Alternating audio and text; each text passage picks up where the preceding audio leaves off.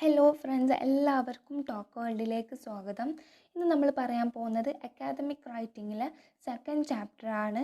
ഇതിൽ first word ആയിട്ടുള്ള GENRES നമ്മൾ പ്രൊനൗൺസ് ചെയ്യുന്നത് റാൻഡ്രസ് എന്നാണ്.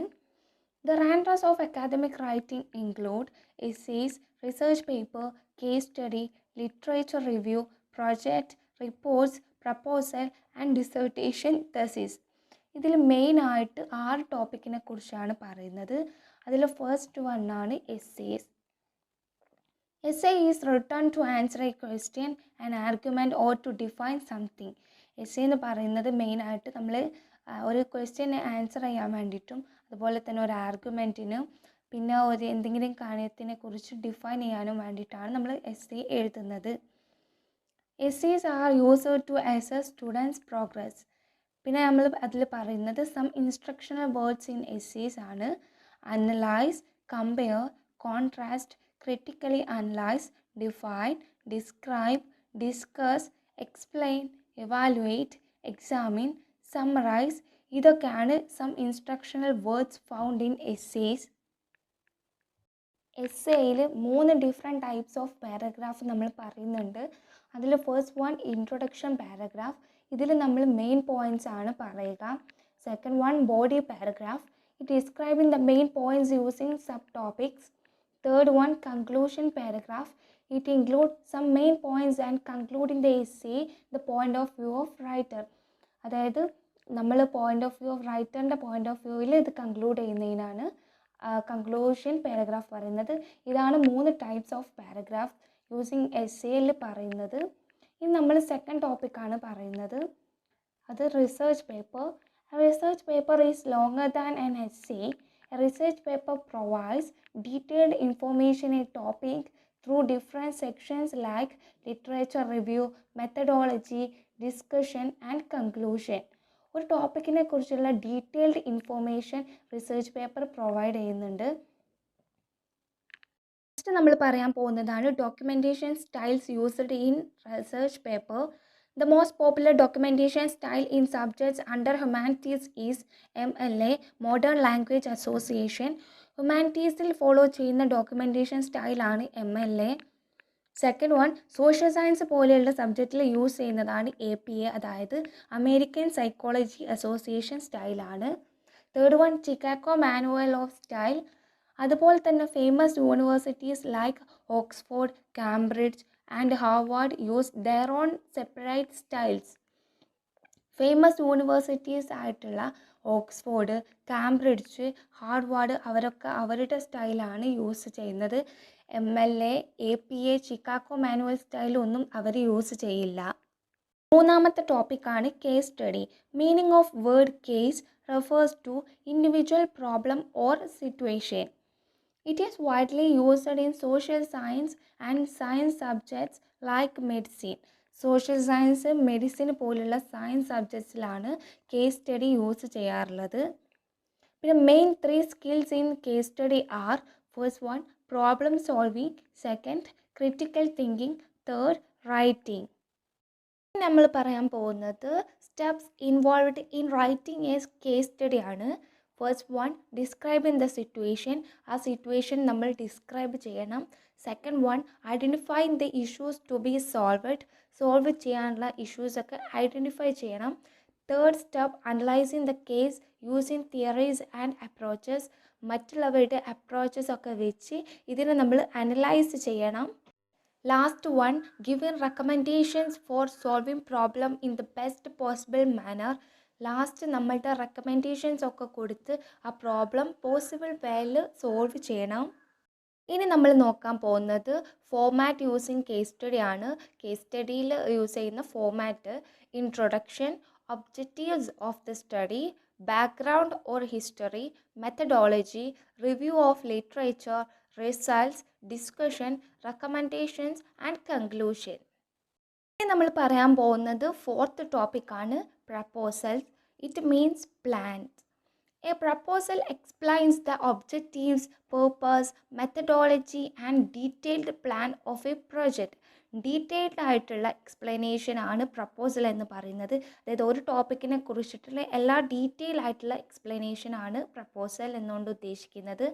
The main purpose of proposal writing practice to show your ability to plan for a future action. ഇതിൻ്റെ main purpose എന്ന് പറഞ്ഞ ഫ്യൂച്ചർ ആക്ഷനെ കുറിച്ചുള്ള പ്ലാൻ ആണ്. ഇനി നമ്മൾ പറയാൻ പോകുന്നത് major elements of the proposals: cover letter, title page, objectives, introduction, methodology, detailed plan of action, availability of resources and details of financial assistance and bibliography. ഇതാണ് മേജർ എലമെൻറ്റ്സ് ഓഫ് പ്രപ്പോസൽ എന്ന് പറയുന്നത്. ഇനി നമ്മൾ നോക്കാൻ പോകുന്നത് റിവ്യൂ ഓഫ് ലിറ്ററേച്ചർ ആണ്. It is the summary of relevant previous writings on the topic under discussion. ഒരു സബ്ജക്റ്റിൽ നേരത്തെ നടന്നിട്ടുള്ള സ്റ്റഡീൻ്റെ ഒക്കെ ചുരുക്കം ആയിരിക്കും ലിറ്ററേച്ചർ റിവ്യൂ എന്ന് പറയുന്നത്. Literature review is an important component in a research paper. It displays your knowledge of the subject. ഒരു വിഷയത്തിലുള്ള നമ്മളുടെ നോളജിനെയൊക്കെ ഇത് ഡിസ്പ്ലേ ചെയ്യുന്നുണ്ട്. ഇനി ഇതിൽ പറയുന്നത് good qualities of literature review ആണ്. അതിൽ first, should cover the broad area of the research topic. Literature reviews are up to date, looks at the previous writing with a critical eye, users techniques of referencing. ഇതൊക്കെയാണ് good qualities of literature review എന്ന് പറയുന്നത്. ഇനി നമ്മൾ പറയാൻ പോകുന്നത് റാൻഡ്രസ് of academic റൈറ്റിംഗിലെ last ടോപ്പിക്കാണ് dissertation and thesis. The words dissertation and thesis are often used interchangeably to refer to the mandatory final projects in certain academic programs. These words are differently used in different countries. ഓരോ കൺട്രീസിലും different ആയിട്ടാണ് dissertation and thesis use ചെയ്യൽ. In USA, a thesis is the final project of a master's degree. USA thesis എന്ന് പറയുന്നത് master's ഡിഗ്രിയുടെ final project ആയിട്ടാണ് use ചെയ്യാറുള്ളത്. And dissertation is submitted for a doctoral degree. Doctoral ഡിഗ്രിയുടെ final project ആയിട്ടാണ് dissertation use ചെയ്യുന്നത്. But in UK, a dissertation is for a master's degree, thesis is for a doctoral degree. അമേരിക്കൻ്റെ നേരെ ഓപ്പോസിറ്റാണ് UK. Master ഡിഗ്രിയുടെ final project ആയിട്ടാണ് dissertation use ചെയ്യുന്നത്. തെസിസ് doctoral ഡിഗ്രീൻ്റെ final project ആയിട്ടാണ് use ചെയ്യുന്നത്. A doctoral degree is usually lengthier than a master's project. Master's ഡിഗ്രിയിൽ submit ചെയ്യുന്ന final പ്രോജക്റ്റിനേക്കാളും ലെങ്തിയർ ആയിരിക്കും ഡോക്ടറൽ ഡിഗ്രി പ്രോജക്റ്റ്. ഇനി ഇതിൽ പറയുന്നത് structure of thesis in science and social science: title page, abstract, introduction, review of literature, methodology, results, discussions, bibliography. ഇതൊക്കെയാണ് science and social science സബ്ജക്റ്റിൽ തെസിസിൻ്റെ സ്ട്രക്ചർ എന്ന് പറയുന്നത്. ബട്ട് ഇൻ ഹ്യൂമാനിറ്റീസ് അവർ ഫോളോ ചെയ്യുന്ന സ്ട്രക്ചർ എന്ന് പറയുന്നത് introduction, 3 body paragraph, conclusion and references. ഇനി ഈ ചാപ്റ്ററിൽ പറയുന്ന വേറൊരു ടോപ്പിക്കാണ് അപ്രോച്ചസ് ടു അക്കാദമിക് റൈറ്റിംഗ്. ഇതിൽ 6 ഫീച്ചേഴ്സ് ആണ് പറയുന്നത്.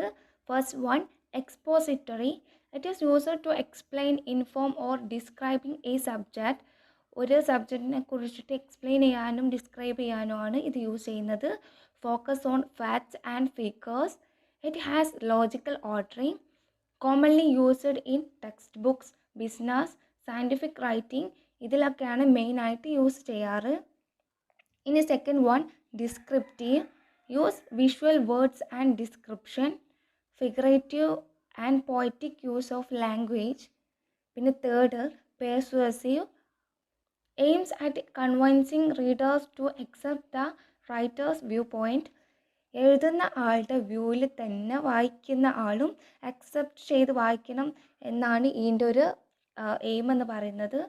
It includes present facts, arguments and findings in a logical manner. Fourth one, analytical. It contains elements of exposition, persuasive and description. ഫസ്റ്റിൽ പറഞ്ഞ 3 അപ്രോച്ചും അതിൻ്റെ എലമെൻറ്റ്സും ഇതിൽ ഇൻക്ലൂഡഡ് ആണ്. It focus on organising facts in to categories. ഇനി fifth പറയുന്നത് critical approach ആണ്. It includes merits and demerits. It contains elements of persuasive writing. It presents more than one point of view. In last പറയുന്നത് narrative approach ആണ്. It includes presentation of a story, personal experience, ideas. It includes conclusion with a personal view. ഇതിൽ personal വ്യൂവിൽ ഒരു കൺക്ലൂഷനും include ചെയ്യുന്നുണ്ട്. ഇനി നമ്മൾ പറയാൻ പോകുന്നത് ഈ ചാപ്റ്ററിലെ ലാസ്റ്റ് ടോപ്പിക്കാണ് റെറ്റോറിക്കൽ മോഡ് ഓഫ് റൈറ്റിംഗ്. ഇത് പറയുന്നത് നരേഷൻ എന്ന് പറഞ്ഞാൽ റീകൗണ്ടിങ് ഫാക്ട്സ് ആണ്. Description describing persons place or things. Illustration explaining with examples. Division or classification explaining the parts. Process analysis explain how things work. Comparison and contrast showing similarities and differences. Definition giving the meaning. Argumentation to make claims and substantiate them. ഇതൊക്കെയാണ് ഈ ചാപ്റ്ററിൽ പറയുന്ന main points എന്ന് പറയുന്നത്. നിങ്ങൾക്ക് ഈ class മനസ്സിലായെന്ന് വിചാരിക്കുന്നു. മനസ്സിലായി കഴിഞ്ഞാൽ ലൈക്ക് ചെയ്യാനും ഷെയർ ചെയ്യാനും സബ്സ്ക്രൈബ് ചെയ്യാനും മറക്കരുത്. Thank you.